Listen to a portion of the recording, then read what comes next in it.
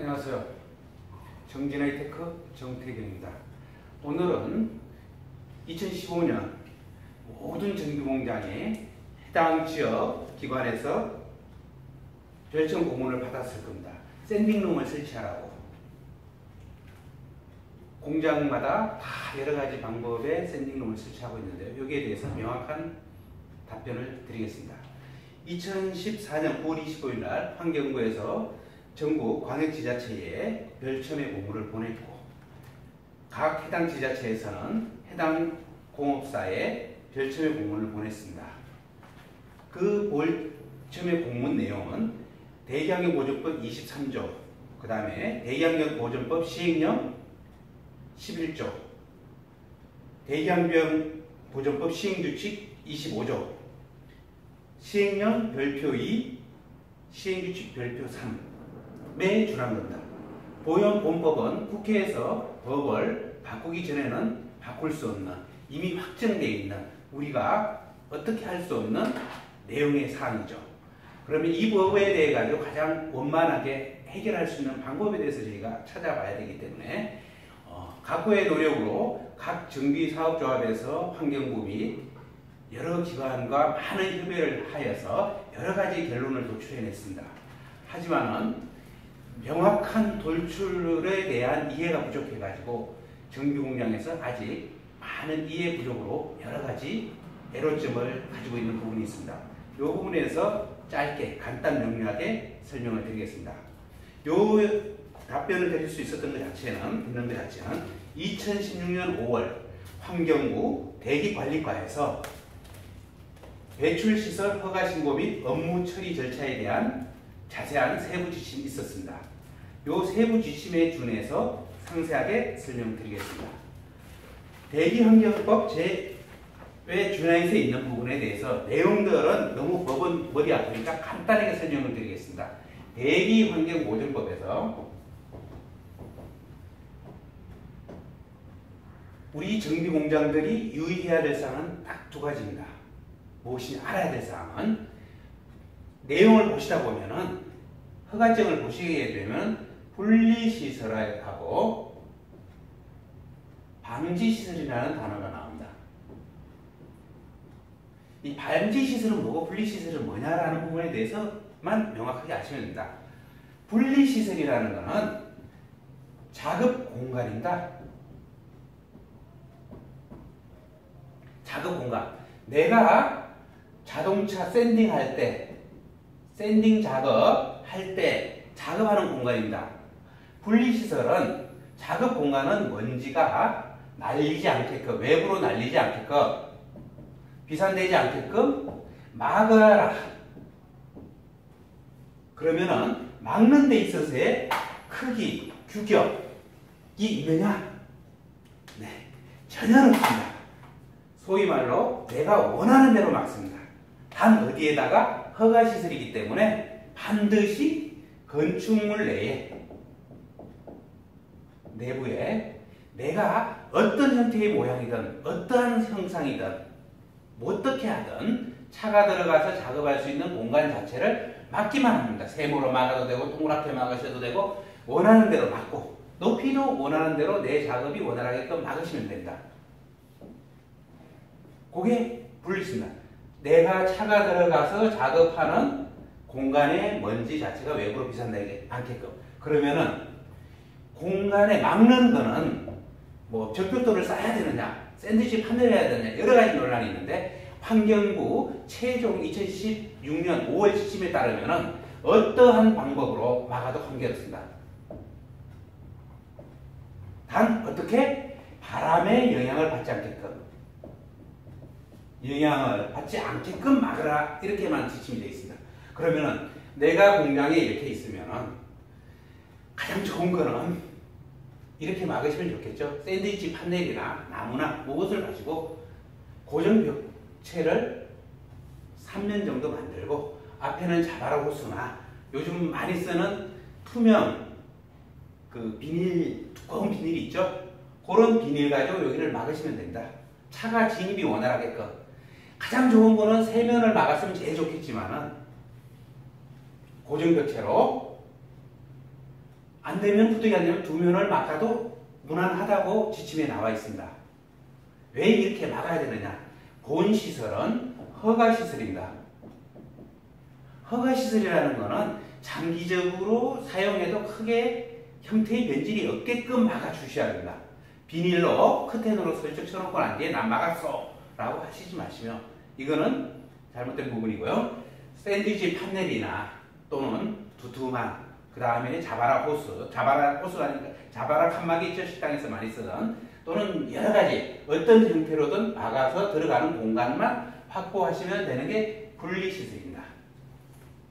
분리시설에 대해서는 작은 공간, 이 공간을 만드는 데 있어서 통계적으로 정비공장의 여러 모습을 봤을 때는 100만원에서 아무리 많이 들어가더라도 200만원의 비용이면은 가까운 아시는 건축업자 또는 누구와 해가지고 간단하게 막으시면은 작업 공간 확보는 안 되는 공장이 거의 없습니다. 거기 내부에다가 굳이 샌딩룸이라는 큰 시설을 넣으려고 하면은 대안이 없지만은 이렇게 하는 데 있어서는 큰 무리가 없습니다. 무리가 있다고 이야기하실 수 없을 정도의 간단하게 내가 먼지가 밖으로 날리지 말아야 되는 정도의 칸막이, 그게 분리시설입니다.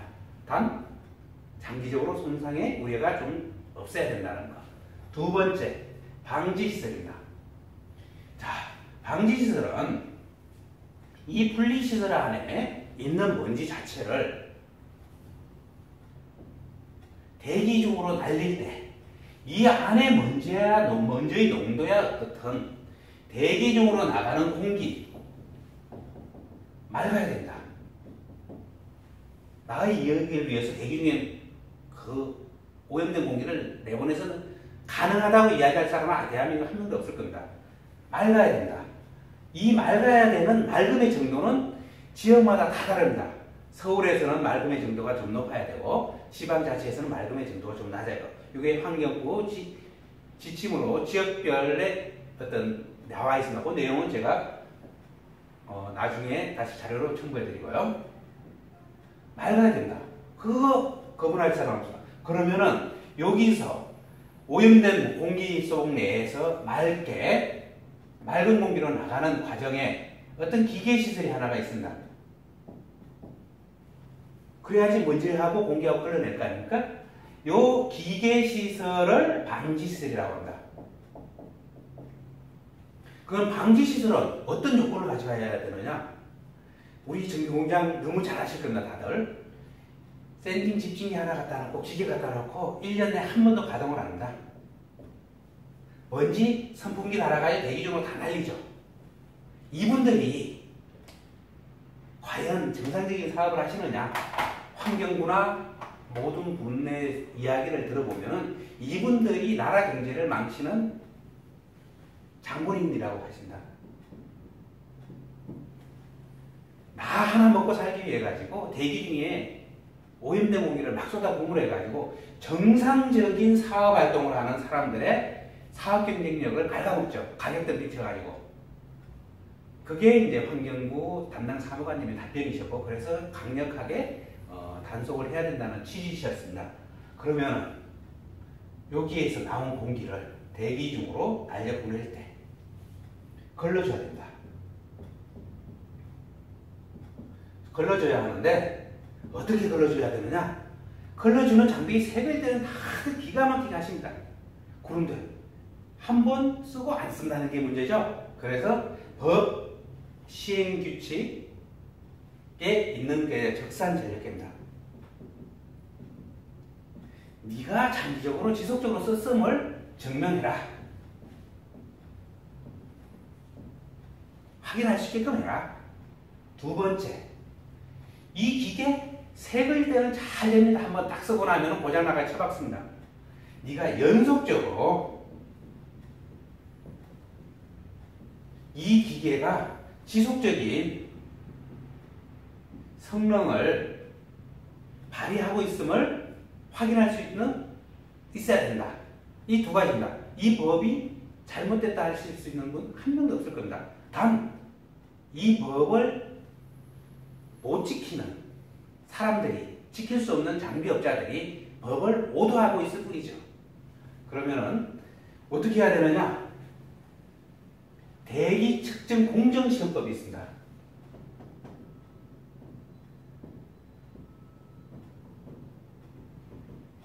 대기 측정 공정 시험법이라는 거는 다른 거 하나도 없습니다. 굴뚝에 연통 하나만 만들어라. 아마 검사장 가시면 중간에 이렇게 동그란 거 하나씩 다 있는 거, 도장부서에도 있는 것 같습니다. 내가 언제든지 와가지고 또 단속처든 아니든 누구든지 자가 측정이라서 나든 대기 측정구에서 나가는 공기가 맑음을 언제든지 수시로 확인할 수 있어야 된다. 라는 게 법조항의 전부입니다. 이 방지시설은 어떤 형태로 만들든 규제도 없습니다. 하여튼 대기 중으로 나가는 공기를 맑게만 해주면 되십니다. 사장님들이 뭐 어떻게만 해서 어떻게 하시든 맑은 공기만 내보내면 된다. 맑은 공기만 내보내라. 환경부에서라는 것 자체는 맑은 공기가 나가는 걸 확대하는 포인트 하나. 그 다음에 이 기계를 지속적으로 쓸 수 있는 거 하나. 요 두 가지만을 고려하셔서 법에 대처하시면 실질적으로 이 모든 법을 다 충족시킨다고 하시더라도 얼마가 들어가느냐? 비용 많지 않습니다. 자, 환경부 공무원님들이 환경 전문가는 아닙니다. 그래서 자, 칸막이 막는 거. 자, 요령이시겠지만은 100에서 200만 원이면은 거의 마무리되시는 것 같습니다. 이거 이상의 업자는 크게 뭐 개인적인 사유지 면 충분히 가능하다고요. 장비 분리시설이죠. 150에서 200만 원이면 가능합니다. 그 다음에 인허가 비용. 이 인허가라는 것 자체는 아무나 인허가를 할 수 있는 게 아니고 환경허가에 관해서는 대기환경 면허업체에서만 할 수 있습니다. 이 면허업체라는 것 조건은 상당히 까다롭습니다. 기술사가 한 명 있어야 되고 대기환경 1명, 대기환경 기사가 한 명이 있어야 되고 기타 기사, 전기기사나 기계기사 각 1명 있어야 됩니다. 고급 인력 4명이라는 업체가 존재해야 됩니다. 환경업체를 허가를 받으려면, 면허를 가지려고 하면. 여기에서 어떠한 여러분들이 많은 애로점을 갖습니다. 정상적인 영업활동을 하지 않는 대기환경 면허업체에 휘둘려서 우리 정비공장 사장님들이 많은 애를 먹고 있습니다. 매일 돈만 뜯기는 기분이시죠. 해주는 거 하나도 없고 사실입니다. 제가 본 경험에 의해서는. 네.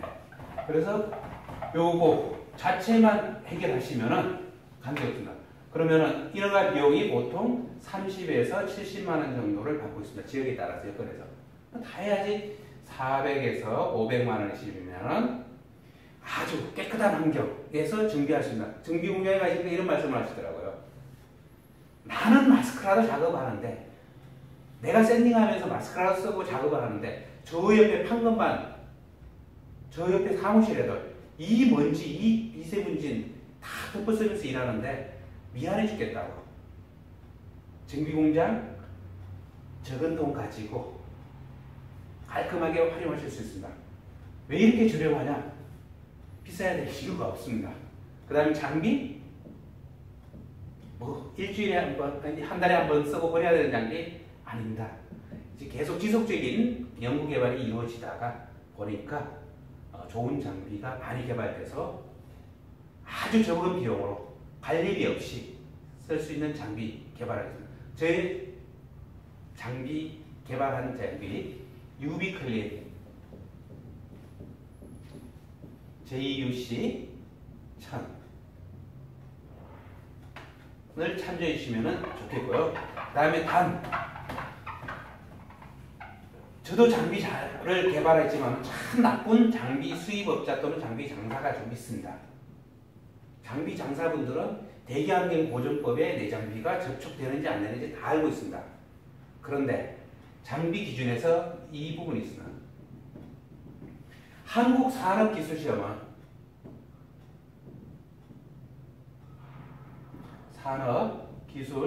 산업기술시험원에서 이런 장비 테스트를 해줍니다. 도장부스 안에 본네트나 또는 자동차를 넣고 집진기로 계속 빨아들입니다. 그 다음에 측정기를 하나 둬가지고 높이에서 먼지를 측정합니다. 1시간 동안 샌딩 작업을 계속한다. 특정 조건도 없습니다. 1시간 동안 샌딩 먼지를 발릴 때 주위로 비산되는 먼지를 포집을 한다. 포집된 먼지의 양을 가지고 이 먼지가 얼마나 샌딩기로 다 빨려들지 않고 주위로 비산됐는지를 측정해야 KTL이라고 하죠. 한국에서는 이런 시험 성적서를 준다.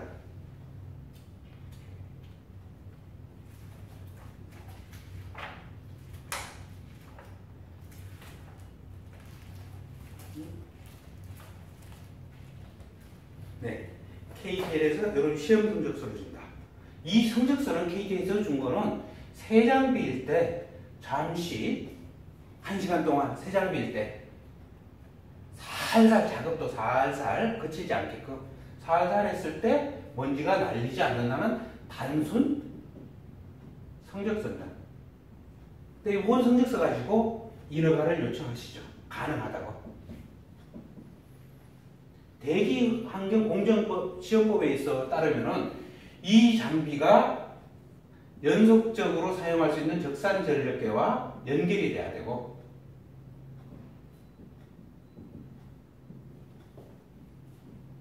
토출부가 있어가지고 연돌 측정부가 있어서 지속성을 측정할 수 있어야 된다.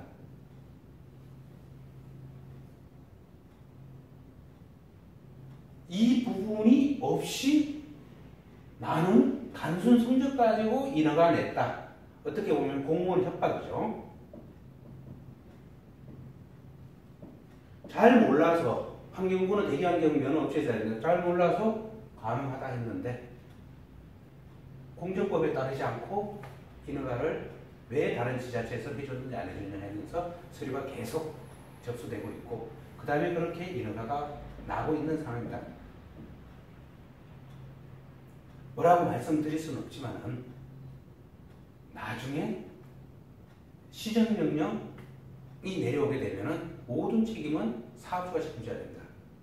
그래서 앞으로 모든 장비들이 개발돼서 이 부분을 꼭 확인하셔서 구매하시는 게 합리적인 구매 방법이라고 판단합니다.